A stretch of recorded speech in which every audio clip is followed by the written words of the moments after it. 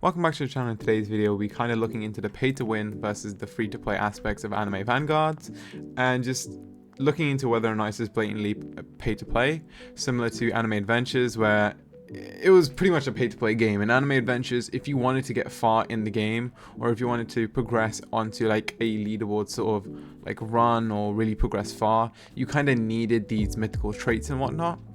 So we'll just be looking into this for Anime Vanguards. Before we begin, I'd just like to mention that I am doing some giveaways on my Discord right now. So I just opened up a new Discord server. There'll be a link in the description.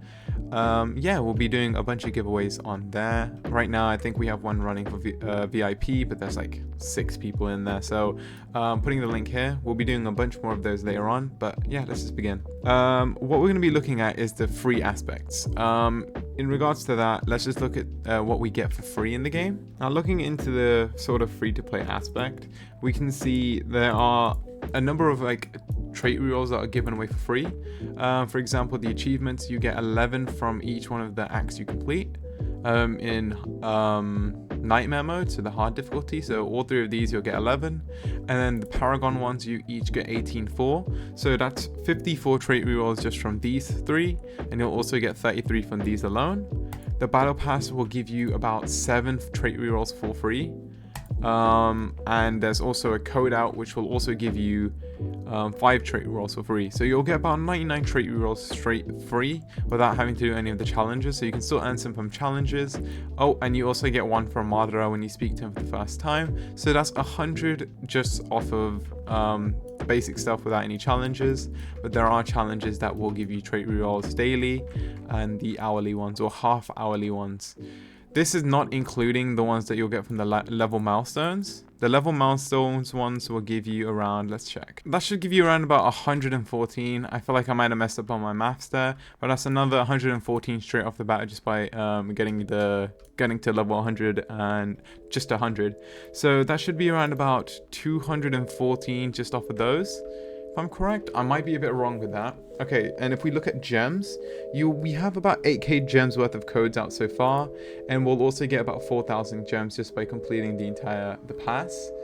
That doesn't include the gems that we'll get from the level milestones and the achievements. So you'll probably have, I think, upwards to 100,000 gems if you add everything up together. So I won't really go in depth in the gems because I feel like right now the gems just don't matter. With the limited amount of mythicals out, I just don't think it's really important. Especially if you consider the fact that even with legendary units, you can still farm all the way up to the legend stages. I'm not too sure about the paragons. I haven't really tried those that much. But yeah, we can say without a doubt that they give a lot of gems and trait rerolls just straight free. But let's move on to the paid aspect. In terms of the paid aspect, we'll start off with the game passes. So let's open up the store. We'll start off with like the cheapest to the most expensive. The cheapest thing you could probably buy is the extra unit storage. In my opinion, this is just straight, it's not really like a pay-to-win game pass. It's more if you're being lazy and you don't want to sell your extra units, because units are basically just to be sold. Like, you can't feed any legendary units or anything like that. So I feel like this is just to make life a bit easier. In terms of the next one, which will be VIP, I feel like this is strongly pay-to-win and definitely a must-have to play the game. So 20% reduction on all the summons, and 10% more EXP, and 2 times the double AFK gems you'll receive in the time chamber. The next one, I guess, will be the release bundle, which again, 25 trait rerolls, 2.5k gems, 4,000 gold, and 40 green essences. That's really just pay to win and definitely something I would buy. Again, if I could, I'd probably buy this multiple times if I could. But yeah, so that's definitely something I would strongly say is a pay to win and a must have if you can afford that as well. The next thing is display all units. I bought this on Anime Adventures and I strongly regret it. It doesn't look that good. Kind of a waste, but yeah, that's the next one. Battle pass again, or premium pass, definitely a pay to win. You'll get 33 trait rerolls by buying it. You'll get a number of stat rerolls and 10.5k gems, not including the free ones. So definitely something I'd say pay to win and pretty good and kind of worth it. The next thing is Shiny Hunter. In my opinion, really not worth it. It's just cosmetic. The shiny would just be cosmetic, so it's kind of cool if you want to collect, and even then it's kind of useless because of how rare they will be. Moving on to the next thing is just, I'm going to be talking about the gems next, because I feel like I kind of skipped over them earlier. You earn a lot of gems just through the level milestone. In terms of the paid aspect, it's the time chamber. That's my only concern. You'll get 3 times more gems than a normal player would if you have premium and the VIP pass. But I feel like this can be counted over the fact that you can get gems almost 4 times quicker if you just macro the game. Maybe even more if you include the level milestones. The next thing we'll be looking at is these gems over here. 25,000 for 4,500 Robux definitely can be considered pay to win, but then again, I could probably farm this in maybe like less than a day. That's how long it would take you to farm these amount of gems, so really not worth it. So I wouldn't really consider this pay to win, although you can, I guess. But then again, you also won't be able to progress far without having to farm for the evolution units.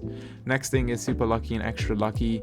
Those are definitely a pay to win aspect, and I kind of find them a bit annoying as well.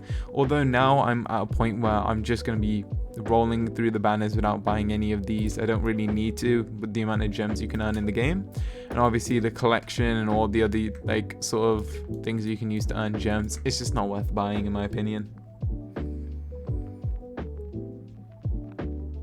I would really say that in terms of characters, it's not really pay to win, considering legendary units can get you very, very far in the game.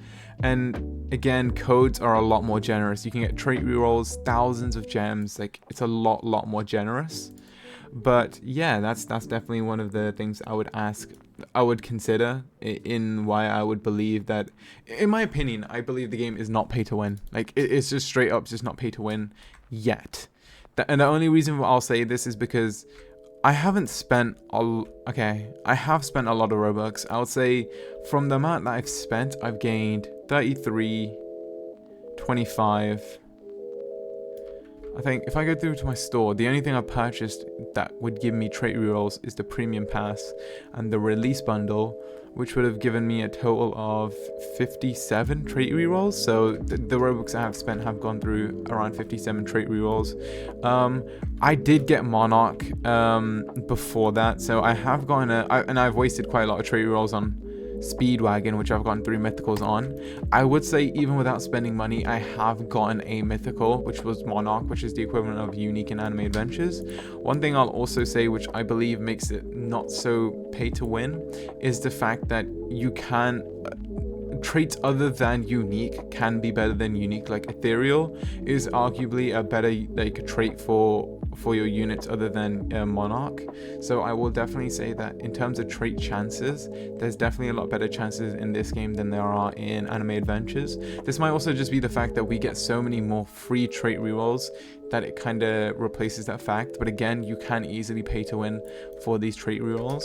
And the reason why, even though you can pay to win and get like a full team of Monarchs, I don't think this is pay to win, is because there's not much you can do with that team. Like in Anime Adventures, how it used to be is whoever was at the top of the leaderboard, they'd receive trait rerolls, exclusive units, shiny units, all of that. So you kind of needed the mythical, the unique units to get other unique units. It was like the rich get richer. But in this game, there's nothing like that out yet. So that's why I'll just strongly say this game is not pay to win, only because there's nothing that you lose from or gain from by spending so much money on the game. There's nothing really like you need to spend money to earn anything yet. Again, if they do decide to make the leaderboard runs right now mean something, then that would become pay to win in my opinion. But right now, I just don't see it being a pay to win game, because like there's nothing you really gain by spending so much money. But that's just my opinion at the moment. I'd say overall it's not really a pay to win game, because everything that really matters in regards to progression, you can get for free. But you don't really need to spend money on like Anime Adventures, where it was really just needed. Like if you wanted to get trait rerolls or some of the shiny leaderboard runs, you needed those uniques. In this game, it's not really the same. They're a lot more generous. You'll get more rerolls for free. It's not something you like need. And also, the pity works a lot better than Anime Adventures. And I feel like all of these factors added up to my conclusion why I feel like it's not such a pay-to-win game. Like, even though I've spent money and like I've even wanted to spend more money, I just feel like it's not needed. Like, again, this Chahae-in is like the thing that I would like, that sort of like set my mind up to. Like, I get it's just all chance. but it is the fact that they give out so many like free rerolls to the point it's like not even really worth spending money. I would genuinely just say there's nothing that you need to spend money, like there's nothing a paid player will get access to that a non-paid player won't. Like, yeah, you won't have a monarch, but obviously you could still earn one through the challenges and stuff like that. It's going to be harder, but again, I felt like it's just not a pay-to-win game. That's just really my opinion. I hope you guys found this video sort of entertaining or maybe even just informative. But if you guys have, consider liking and subscribing. It helps out the channel a lot, and I'll see you in the next video.